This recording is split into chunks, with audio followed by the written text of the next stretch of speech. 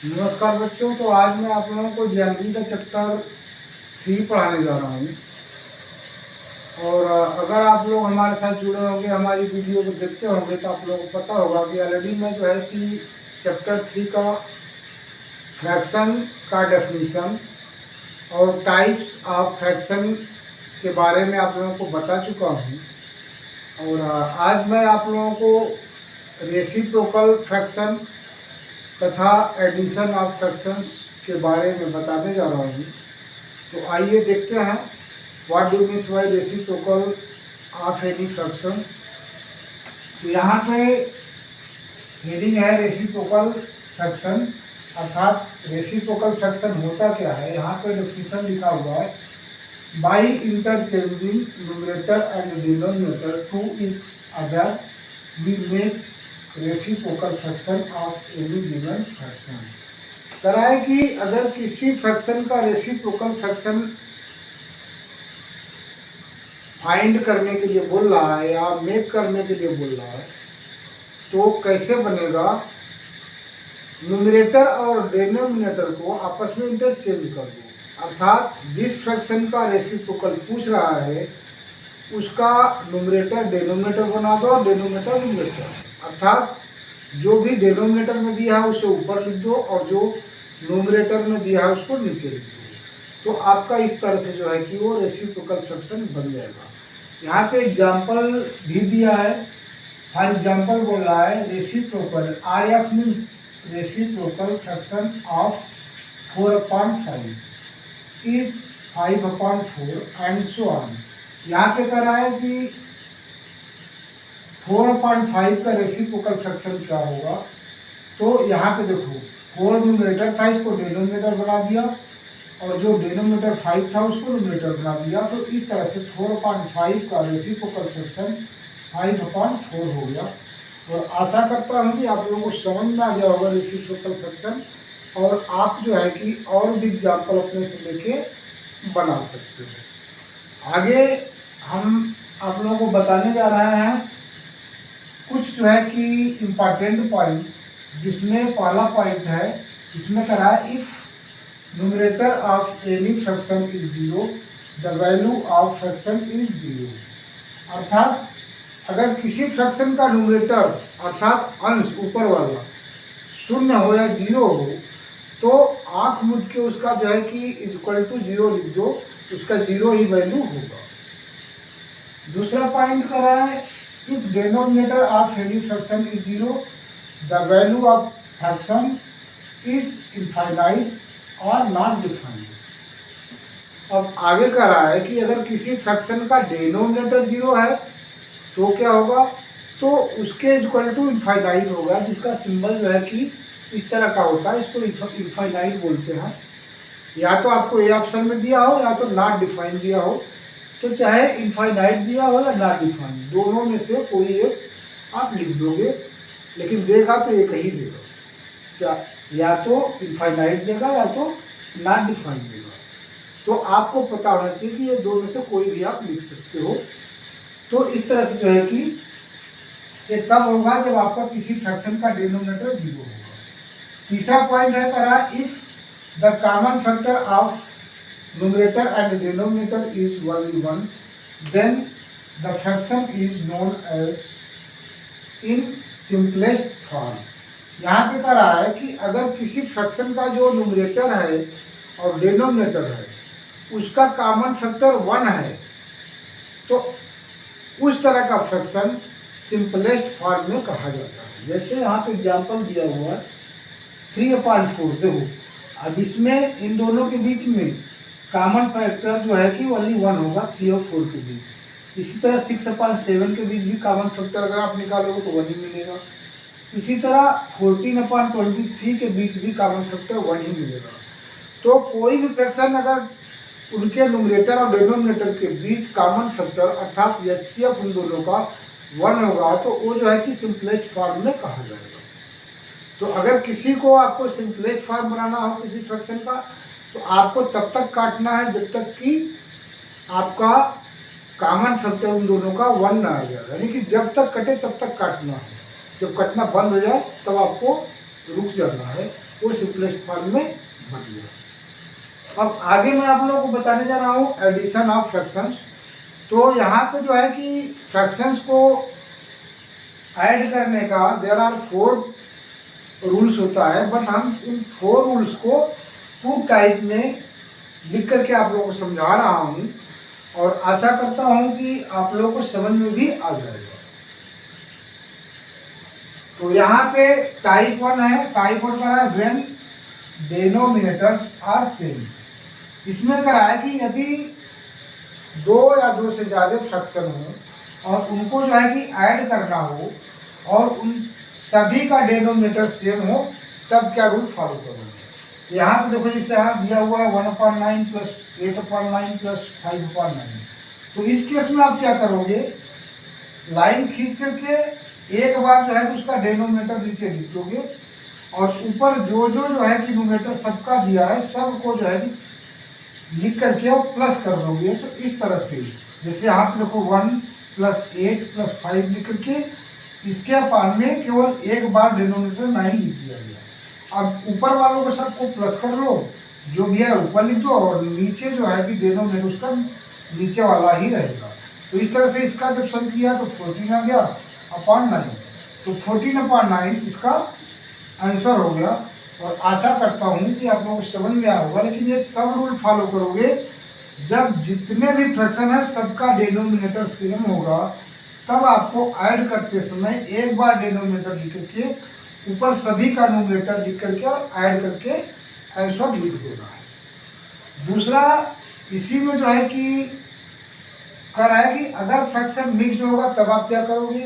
तो इस केस में क्या करोगे, देखो जैसे यहाँ दिया हुआ है 7 whole 2/8 plus 4 whole 1/8 plus 3 whole 3/8, अर्थात 7 सही 2/8 प्लस 4 सही 1/8 प्लस 3 सही 3/8। इसको प्लस करना है तो इसका रूल होता है कि सबसे पहले सभी का जो पूरा सही के इधर वाला अंक है उनको लिख लो, प्लस लगा दो। जैसे इसमें 7 था 7 लिख दिया, प्लस इसका 4 लिख दिया और प्लस इसका 3 लिख दिया। इसके बाद प्लस लगा करके ब्रैकेट में जो भी फ्रैक्शन वाला भिन्न वाला पार्ट है उन सबको आइडेंटिटी लिख करके और प्लस का साइन लगा दोगे। अब इन सभी को सम करके एक जगह लिख दोगे, जिससे इनका जो है कि सम किया जब तो 7 3 10 4 14 और प्लस ये ब्रैकेट वाले का ऊपर वाला रूल फॉलो करते हुए एक बार डिनोमिनेटर लिख दोगे और ऊपर जो है सबका न्यूमरेटर लिख के प्लस कर दोगे। जब इसको प्लस किया तो ये आ गया 14 प्लस इसका सम आया 6/8। अब इसका जो है कि 6/8 को हमने काट के सिंपल बनाया तो 2 3 जा 6 और 2 4 जा 8 हो गया। तो अब जो है कि इक्वल टू, अब जो ये प्लस 14 था इसको हम होल में ले लिया और जो काटने के बाद आया 3/4 ये फ्रैक्शन बना रहा है। तो इस तरह से इसका आंसर आ गया 14 होल 3/4 अर्थात 14 सही 3/4। तो जितने भी मिक्स्ड फ्रैक्शन है सबको प्लस करते समय आप इसी रूल को फॉलो करोगे, बशर्ते कि सभी का डिनोमिनेटर सेम हो। जैसे यहाँ पे सभी का तीनों का डिनोमिनेटर 8 था और यहाँ पे भी सभी का डिनोमिनेटर 9 था। तो ये दोनों रूल तब फॉलो करोगे जब जितने भी फ्रैक्शन को सम करना है सभी का डिनोमिनेटर सेम होगा अर्थात इक्वल होगा, तभी ये रूल फॉलो करोगे, अदरवाइज आप इस रूल को फॉलो नहीं करोगे। अब टाइप 2 में करा है कि जब डिनोमिनेटर्स आर नॉट सेम। अब वही दोनों टाइप है, सिंपल फ्रैक्शन और मिक्स्ड फ्रैक्शन, लेकिन इनमें क्या है कि डिनोमिनेटर इक्वल नहीं है, सेम नहीं है। तब आप क्या करोगे, जैसे यहाँ पे देखो दिया हुआ है सिंपल फॉर्म में 5/3 प्लस 2/5 प्लस 3/10। तो सबसे पहले सभी का जो डिनोमिनेटर है अर्थात सभी के हर जो हैं उनका एलसीएम निकालोगे। एलसीएम इसका जो है कि जैसे 3 5 और 10 का एलसीएम 30 आ गया। अब सभी के डिनोमिनेटर अर्थात हर को 30 के बराबर बनाओगे। तो देखो इसमें कितने से गुणा करेगी, ये 30 बन जाए तो जो एलसीएम आए इसके डिनोमिनेटर से उसको डिवाइड कर दो, भाग दे दो, जो उत्तर आए उससे मल्टीप्लाई करना है। लेकिन जब भी मल्टीप्लाई करोगे ध्यान देना है ऊपर और नीचे, अर्थात न्यूमरेटर और डिनोमिनेटर दोनों में करना है, अर्थात अंश और हर दोनों में करना है। अगर ऐसा नहीं करोगे तो गलत हो जाएगा। तो देखो यहाँ पे हमने जब 3 से 30 में भाग दिया तो 10 बार गया। अब 10 का गुणा अंश में भी किया 5 गुणे 10 और बटा हर में भी 3 गुणे 10, 10 से हमने गुणा कर दिया। इसी यही रूल सब में फॉलो होगा। 5 6 30, 6 का गुणा ऊपर और नीचे किया, 10 34, 3 का गुणा ऊपर और नीचे किया। अब ऊपर इन दोनों का गुणा करके लिख लो 10 5 50 बटा नीचे का गुणा करके लिख लो 3 10 में 30 प्लस 2 6 के 12 बटा 5 6 30 प्लस 3 3 का 9 बटा 10 30। अब यही पहले वाला देखो डेनोमिनेटर आपका सबका सेम बन चुका है, तो एक बार डेनोमिनेटर लिख लेंगे ये वाला रूल से, और सभी का जो ऊपर वाला अंश अर्थात न्यूमरेटर है उनको लिख करके प्लस करके सम कर लेंगे। जब इनको जो है कि सम करेंगे 71 आएगा अपॉन डेनोमिनेटर। अब ये देखो किसी से नहीं कट रहा है, ये सिंपलेस्ट फॉर्म में है। अगर सिंपलेस्ट फॉर्म ना होता तो काट करके इसको हम सिंपलेस्ट फॉर्म बनाते हैं, लेकिन ये कटेगा नहीं क्योंकि 71 जो है कि प्राइम नंबर है, अभाज्य संख्या है। तो जब भी किसी दो में से कोई भी एक अभाज्य संख्या मिल जाए तो आपको कटेगा नहीं, या तो उसके पहाड़ांक सीधे आ रहा हो और नहीं तो वही आंसर हो जाएगा। अब इसी तरह का जब डिनोमिनेटर अर्थात हर बराबर नहीं होंगे लेकिन वह मिक्स्ड फ्रैक्शन होगा अर्थात सही बटा वाला भिन्न होगा, तब क्या करोगे, सभी का जो पूरा पूरा अंक है सही से पहले वाला उनको एक जगह लिख करके प्लस कर लोगे।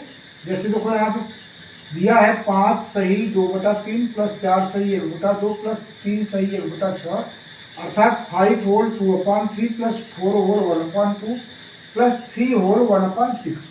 तो हमने क्या किया, पहले जितना भी होल पार्ट था अर्थात सही के लेफ्ट वाला बाएं तरफ वाला उनको एक जगह लिख करके और प्लस लगा लिया। तो देखो 5 प्लस 4 प्लस 3 लिख दिया और फिर प्लस लगा करके जो भी भिन्न वाला पार्ट था उसको ब्रैकेट में हमने लिख लिया। तो इनको जब सम किया तो 12 आ गया और प्लस इनका अब वही यही वाला रूल फॉलो करेंगे, सॉरी ये वाला सबसे पहले इनके हर को बराबर करेंगे एलसीएम लेके। तो देखो यहाँ पे 3 2 और 6 का एलसीएम 6 आएगा। तो 6 को बनाने के लिए हमें नीचे इसका जब 3 से 6 में भाग दिया तो 3 दूनी 6, 2 से ऊपर नीचे गुणा, 2 तिहाई 6, 3 से ऊपर नीचे गुणा, और यहाँ पे ऑलरेडी 6 है तो इसमें हमें गुणा करने की जरूरत नहीं है। अब आगे इक्वल टू 12 प्लस ये गुणा करेंगे 4/6 हो जाएगा, प्लस ये गुणा करेंगे 3/6 हो गया, प्लस ये तो वैसे एज इट इज 1/6 आ जाएगा। अब यहाँ इक्वल टू 12 प्लस जब इसको जो है कि जोड़ देंगे तो हो जाएगा 8/6। अब इसको जब हमने काट दिया तो ये ऊपर आ गया 2 चौकाट, नीचे आ गया 2 तिहाई 6। अब ये हो गया 12 प्लस अब 3 का फिर सही बटा बनाना है। तो देखो 4/3 को हम बना सकते हैं 1 सही 1/3। तो जो सही वाला उसको प्लस में लिख लो और फ्रैक्शन को प्लस करके अलग लिख दो। तो यहाँ पे 1 सही 1/3 आया था, हमने लिख लिया 1 प्लस 1/3। तो 12 में 1 जोड़ दिया तो 13 आ गया और प्लस 1/3।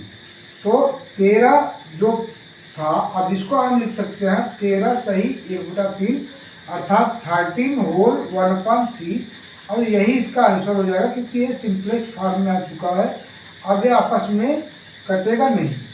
तो बच्चों आशा करता हूँ कि इन 4 टाइप का जो मैं आप लोगों को अभी समझाया इसके माध्यम से आप लोगों को इस तरह के जो है कि किसी भी फ्रैक्शन का एडिशन आपको जो है कि भली बात समझ में आ गया होगा और आप तरह तरह के फ्रैक्शंस लेकर के अपना प्रैक्टिस कर सकते हो।